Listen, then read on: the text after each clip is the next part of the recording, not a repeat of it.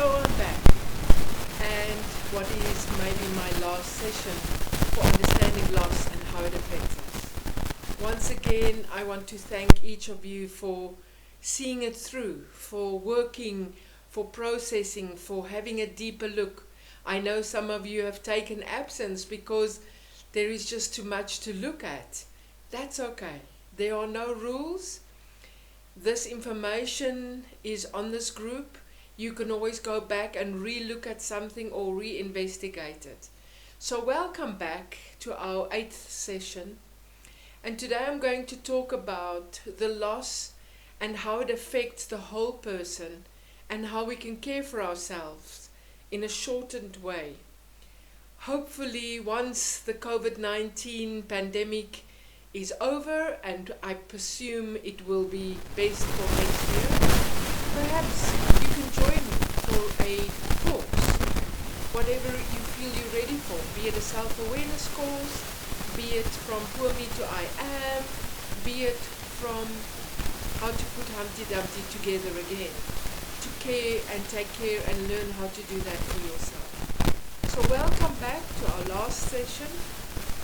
As per usual, I'm going to share this video publicly, so allow me to read my personal disclaimer. Why am I sharing this knowledge with you for free at this time? Not because I'm a kind person, not because I want to save or protect you, not that I want to prove something to you or gain your approval. No. My intent in sharing this, my intellectual property, my experience, my knowledge and wisdom with you is because I desire for me and for you to become greater human beings and to heal and to become whole. I'm doing this for the greater good of humanity. In my work in holistic counseling, I see loss in every single case that I work with, because loss is in everything. Be it divorce, be it retrenchment, be it the COVID-19, be it abuse, be it death, be it divorce. Loss is in every single situation. And I see how some of us cannot and do not move away from it. And so I want to honor those who have shared their knowledge and passion about loss with me, and all the families and patients that have taught me, have been my personal teachers, for supporting me in creating and developing my program. But I am tired. I'm tired of us using loss, death and grief to become victims, to become perpetrators and rescuers in life. In other words, I'm tired of us becoming dysfunctional human beings who diluted their power. It's enough. We have the power to evolve, to change, and to become greater. Knowledge is power. Our earth deserves for us to get our act together. Our families, our ancestors, and our future generations deserves to be free from our past so we can embrace our future. Yet it must begin with me, with you. Our community deserves to be free and not enslaved by our past programs, beliefs, habits and excuses. So for you to watch my program, I have some conditions. For you to watch this theory and my personal truth about understanding life, my condition is that you in some time in your life, don't just collect this knowledge as philosophy to hold and to show off and use when it's appropriate. I want you to apply this knowledge.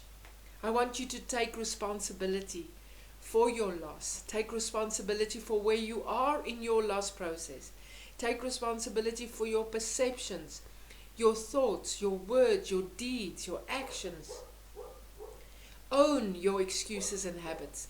Own your stuckness. Remind yourself that you have the power to choose something different. And if this information I share at any time or stage in your life brings you awareness, clarity, and the opportunity to grow and heal, change and forgive. Or you can support someone else experiencing loss because of this knowledge. When you can and when you're ready, please remember me and Amazing Grace Center of Awareness in Magaliesburg. Your contribution, big or small, would be greatly appreciated. The banking details are on our Facebook page, so please feel free to do that. I appreciate that. Thank you. So we're going to go back. We've now gone through all the stages. We've gone through the stepping stones, looked at each one's symptoms and dynamics, purpose and dangers of stuckness. We have seen how they interact with each other. We have looked at acceptance, and we've seen what hard work it is to get through that. So I want us to look again at this diagram of the whole person: body, mind, emotion, and spirit. And if you'll remember I said to you that this loss affects the body, the mind, the emotion, and the spirit. And I would love to demonstrate that to you now.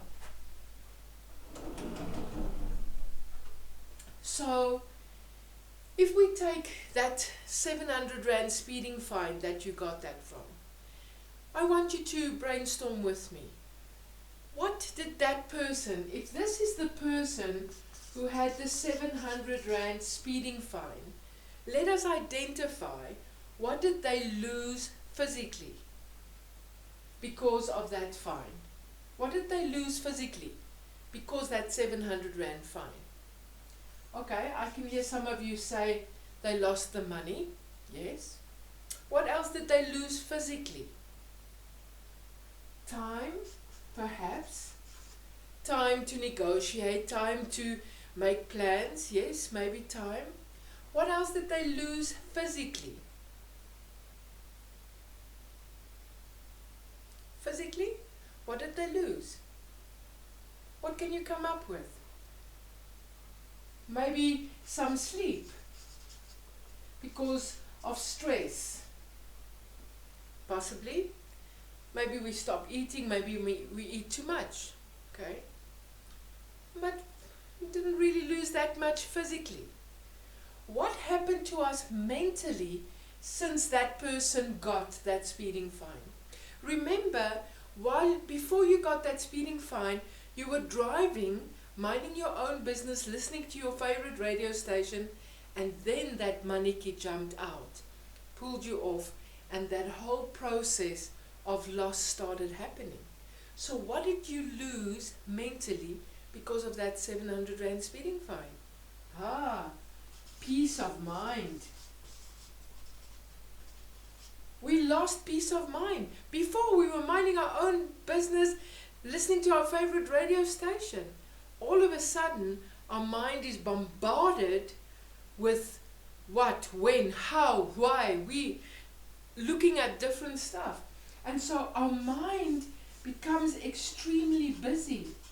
And so we lose mind space. We can't focus, we can't concentrate. Our mind wants to check in on the issue all the time, right?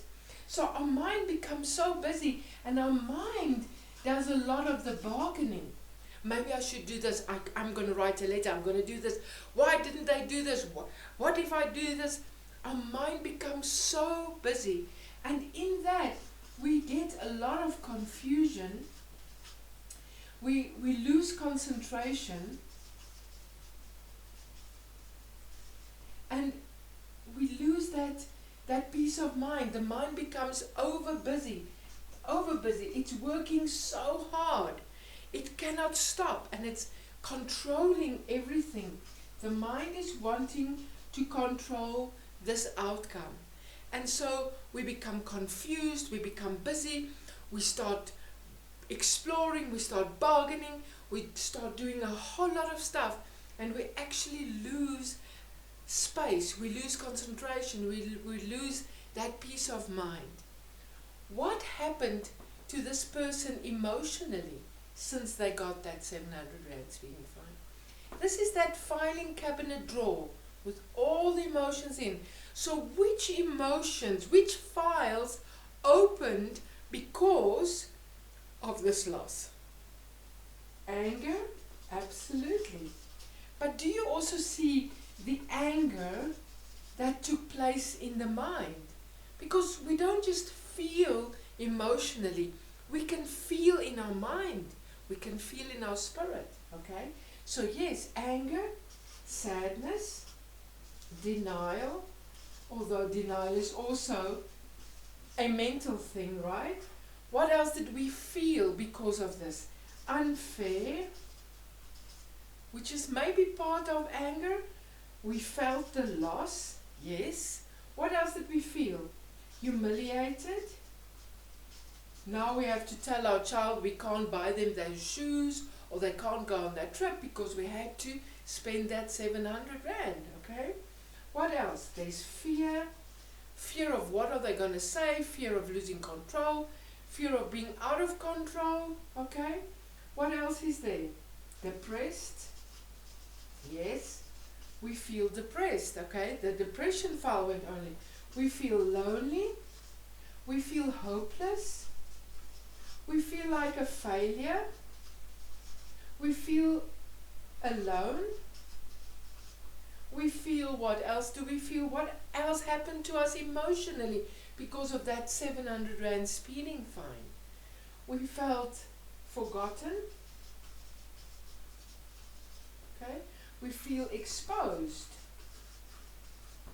We feel like we've made a mistake and it's being shown here. We feel punished. Okay? And so a lot of emotions open with a simple 700 rand speeding fine. How did this speeding fine, 700 that we had to pay over, affect us spiritually? That's a very private thing, isn't it? But we can make assumptions and we can imagine how we would feel spiritually. Maybe nothing is happening. Maybe there's a flat line. Maybe there's a whole lot of questions going on. Why? Where is God? Why does God let this happen? This is unfair. So we also have anger here. We may feel cheated, right? We are questioning this process. What am I supposed to learn? What is the gift? We may ask these questions of ourselves. We may feel abandoned. We may feel forgotten. We may feel very close. We may feel very close, okay? And we may feel connected. It's a private thing. We can't always see what is happening in someone. And so this is a simple 700 rand speeding fine. I know that as I'm speaking to you though, your head and your being is starting to make connections. What did I lose because of my divorce? What did I lose because my child is on drugs? What have I lost because I've been retrenched? And I want you to see the effect that whatever the loss is that you are going through, have gone through, will go through, and realize that it will affect each part of you, okay? And so tell me, how do we resolve this fine, this loss of getting a speeding fine? What do we do? Just pay the damn thing. That's a physical action, isn't it? We take the money and we pay it over. Just pay the bloody thing. For all the times we get away with it, let's pay it. And we think that we have solved the problem, correct? But these things are still open. They are still stirrings inside of us. Now tomorrow you lose your job. And next week your mother dies. Because life happens. Shit happens. Correct? Now you've lost your job. Now I have to add some stuff here. And very much, where are we going to fill that in? Because already the space is full. Look at all this space. And so what happens is that some of these things are going to take up that space. it's simple science that let's make space. And so we land up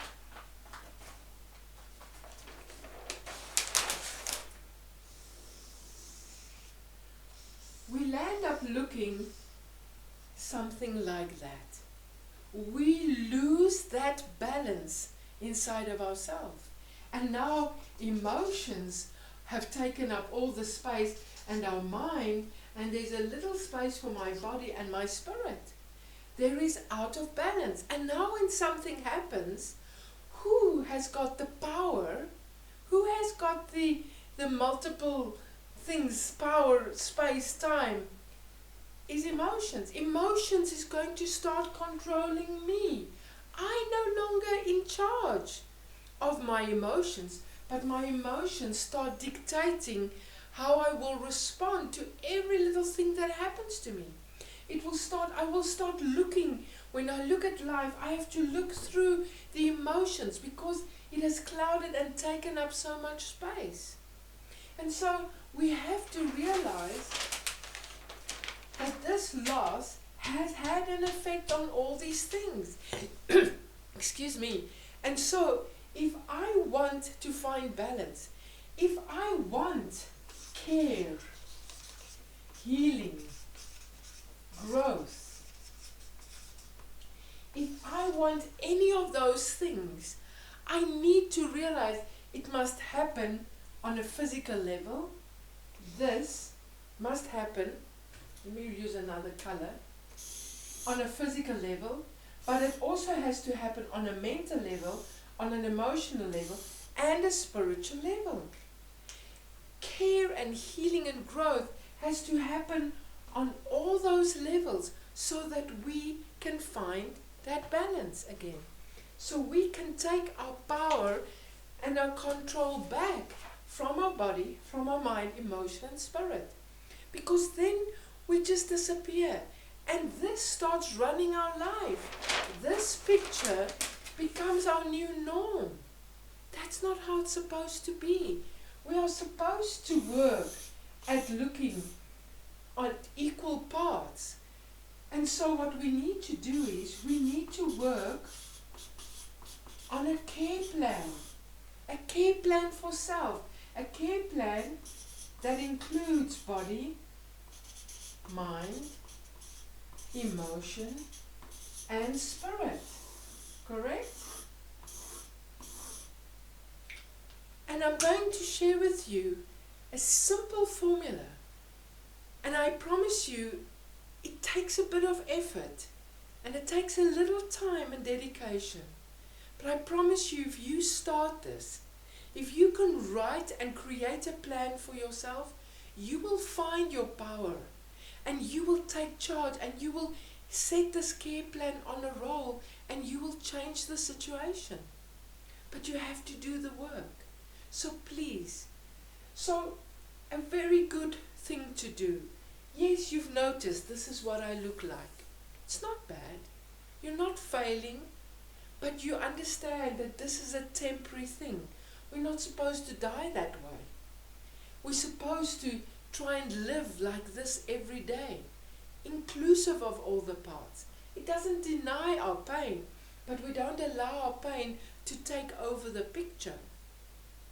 And so a very good exercise is to say, okay, so this is what I look like. What am I feeling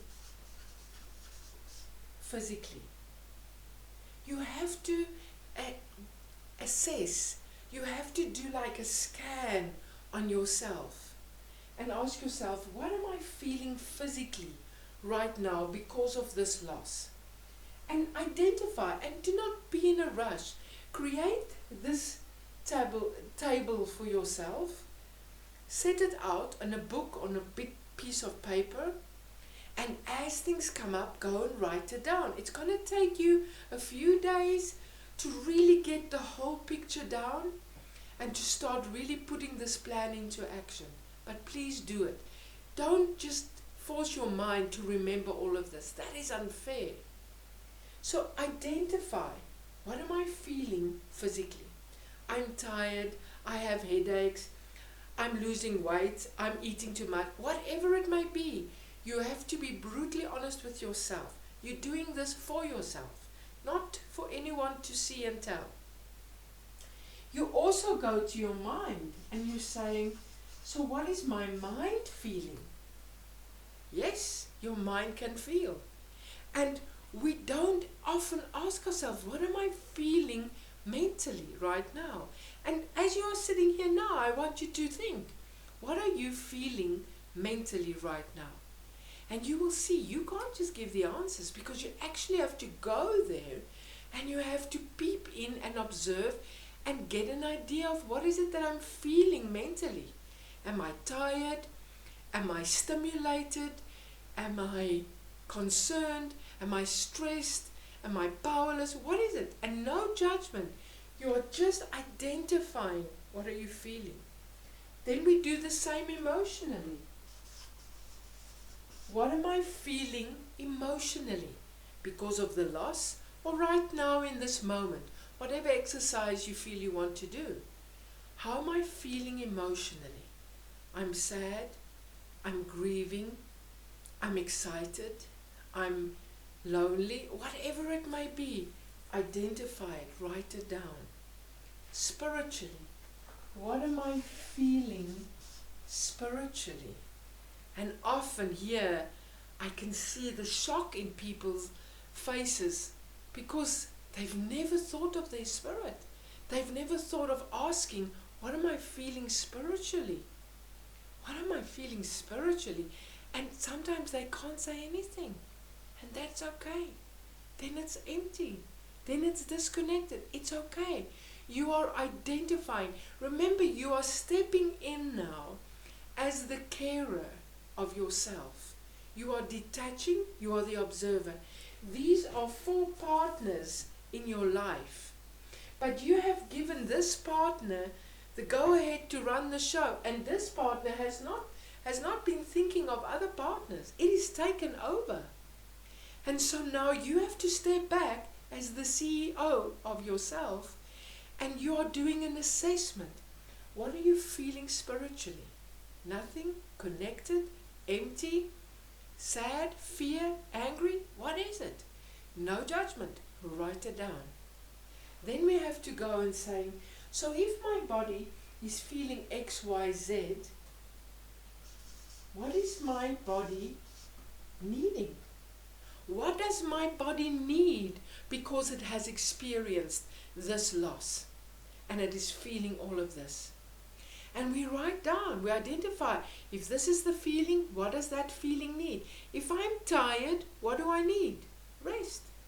If I'm hungry, what do I need? Food. If I'm feeling drained, what do I need? Relaxation. If I'm feeling ill, what do I need? Maybe a doctor, maybe a tablet, maybe medication. Do you understand? So we have to be practical. What does those feelings need? We go to mind. What were we feeling? If the mind is feeling tired, confused, angry, what does it need? And do not be in a rush to find the answers. You have to observe yourself for a couple of days, and you will realize, you know what my mind is needing? It's needing to unpack these things. It's needing to, I need more information. I need more knowledge. I need to speak to someone about it. I need to explore what my options are. I need the internet or whatever. Ask yourself, what are those feelings needing? And write down those needs. What was I feeling emotionally? What do those emotions need? And yes, you're going to have to check into each emotion. My anger. What does my anger need? Maybe a voice. Maybe I need to write a letter. Maybe I need to do a forgiveness ceremony. Maybe I need to cry. Maybe I need to join a support group. Maybe I need to create something. Maybe I need to do some spring cleaning and just let it all go. I need to unpack this file. Be honest. Ask it, what does it need? Spiritually, what were you feeling? What do you need? What do you need spiritually? Reconnect, meditate, ask someone to pray for you if you can't, read, question, conversations, whatever it is needed, ask, write it down, okay? Now you're starting to get a drift of it. So you're feeling this, you're needing this. Now what you have to do, else you will resign again and you're going to get stuck. You have to ask yourself, so what am I going to do about this? What am I going to do about my body's feelings and needs? Okay, well, I'm hungry. I'm feeling hungry. I need food. What am I going to do about it? It's almost lunchtime. I'm going to phone the cafe and order a sandwich so that when I'm on lunch, I can get that sandwich immediately. You understand? I need a hot bath and I need some dim lights and beautiful music on. That's what my body needs. But I'm at work right now. I can't do that right now. But I can do this tonight at 8 o'clock when everyone's settled, have had supper, etc. So I can do that 8 o'clock. I need a massage. Well, I can't massage myself. Well, I'm going to phone the spa and find out when I can get an appointment. Oh, only in 2 weeks' time. Okay, 2 weeks' time. Some things we can do immediately for ourselves. Some things I need to ask for help, but I'm still doing it. I need to ask you to scratch my back. Some things I can only schedule for 2 weeks. Some things I have to do every day to maintain that balance and wholeness. And so, can you see that slowly but surely we will be creating a care plan for every day, for the next couple of weeks, for the next couple of months, for the next year. We are creating a care plan. We are creating a new mindset. We are creating a new commitment to self, to find that balance. Do you understand? And we do the same here, mentally. What was I feeling? What was I needing? What am I going to do about it? I'm going to search there. I'm going to go to the library. I'm going to ask an expert. I'm going to explore. I'm going to make an appointment and see a counselor. Whatever it is, what am I going to do? The same emotionally. What am I going to do about it? What am I going to do about it spiritually? And yes, you may ask for help, but you have to do it. You are taking your power back as the CEO because you're taking care of this, your company, your body. You are taking care of your partners. You have been absent because loss stepped in and loss created chaos. And now you have to get that order back. It takes time, it takes dedication, loyalty and commitment. The same that you have to apply for yourself. And what is wonderful is that even though my crisis could be here, as you can see, the emotions is the greatest and the fullest, but my mind can support me. While I'm going through this emotional crisis, how can my mind support me? Do you think if I think more positively, do you think if I think supportive thoughts about myself and I encourage myself and I reassure myself and I say, well done Maris for doing that. Maris, don't be so hard on yourself. You are doing your best. Our mind can apply itself and offer support. My body can offer support to my emotions. If I eat healthy, if I drink more water, I get fresh air, I get some exercises, right? I can support this crisis. Spiritually, I can support this crisis by being quiet, by connecting, by praying, by meditating, by walking in nature, by asking someone to pray for me or to do healing for me. I'm using my partners to also support the part of me that is needing help. And slowly but surely we are starting to make use of the support system that is already in us. And we are starting to use pieces of us to contribute towards support for the parts of us that are in chaos, that are in crisis at the moment. But be honest with me. Be honest with me. When you are stressed out and in chaos emotionally and you look like this picture, what do you do physically? Come on, be honest. What do you do physically? Drink more? Smoke more? Lie on the couch? Eat more? Be honest. Do you even take vitamins? Do you get a rub? No. What is the dialogue in your mind about yourself in crisis? Come on, be honest. If I put a microphone in there, what am I going to hear? Oh, for God's sake, pull yourself together. You're so pathetic. Oh, shit, there you've done it again. Oh, what the hell? Nobody loves you. You are a... Be honest with me. What does that dialogue sound like? What is happening emotionally? Giving up, not good enough, believing we are worthless, there is no hope, there is no choice. What is happening spiritually to us? How are we spiritually? Can we even connect? No. Do you understand why it takes so long for us to heal and get better? Because we are not conscious of what the effect has been of loss. Excuse me. On our whole being. And we are also not aware and not taking responsibility for our care plan. We are not putting a plan on paper to say, listen, how are we going to resolve this? And make sure that we separate things and see how are we going to contribute to each one? How are these parts going to contribute to each other? Because I can guarantee you, and many of us that have done my self-awareness courses that have done this exercise and have said to me, Maris, this really does work. But you have to do the work. Take some time out. Take 2 hours. 2 hours out of 24, really? Get a big piece of paper, one like this, smaller, a book, and just start identifying this loss that you've experienced, that you're working with right now. How has it affected you physically, mentally?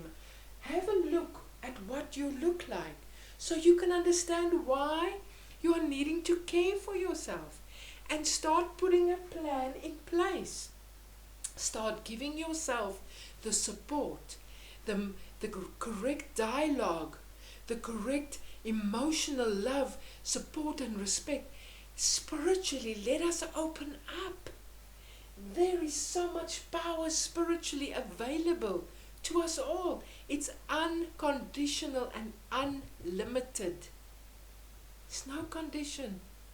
We have the little conditions in our mind, but spiritually, we have a resource available to us that we just need to ask. We need to open up and say, I invite you to support. I invite you to guide and inspire me. And I promise you, it's going to come. Be it in a poem, be it in a person, be it in a book that appears. Who is doing that? Something that has a vision beyond your little vision. And so slowly but surely, we start our healing plan and our care plan, and we can start letting our grief speak to us. And we can speak back to our grief and our wounds. And this plan will stay on the cupboard. It's important that you take time to check into what does my plan look like? I haven't looked into my plan lately. And you'll see how things have shifted or not. Maybe you've got more stuck. Maybe another loss appeared in the meantime. So then you need the care plan even more. The point is, we have to learn to love ourselves back into life. We have to learn to acknowledge all the parts of ourselves. But so many people just focus on one quadrant. They start going to the gym, and it's all body, healthy, mentally. Oh, and it's wonderful. But what are you doing for your mind? What are you doing for your emotions? What are you doing for your spirit? They all need each other. We're a balanced package. Please make time for yourself. Please take this information and apply it to your present situation with love, with compassion, with understanding, with a willingness to heal and grow, and realize that it's going to take time. Thank you for joining me. Thank you for being part of this journey of understanding loss. I'm here. I'm available for counseling. I'm available to chat. I'm available by email. I'll put all my details on for you again. Please chat to me. Please let me know where you are. Please let me know what specific needs you may have. Perhaps I can still have another session. Perhaps we can do a Zoom meeting and actually do a little support group. Let me know. I'm open to it. Maybe you just need time now to digest all of it, and maybe we can check in about 3 weeks' time. God bless. Please take care of yourselves. Allow yourself to heal, because you are worth it. Bless you.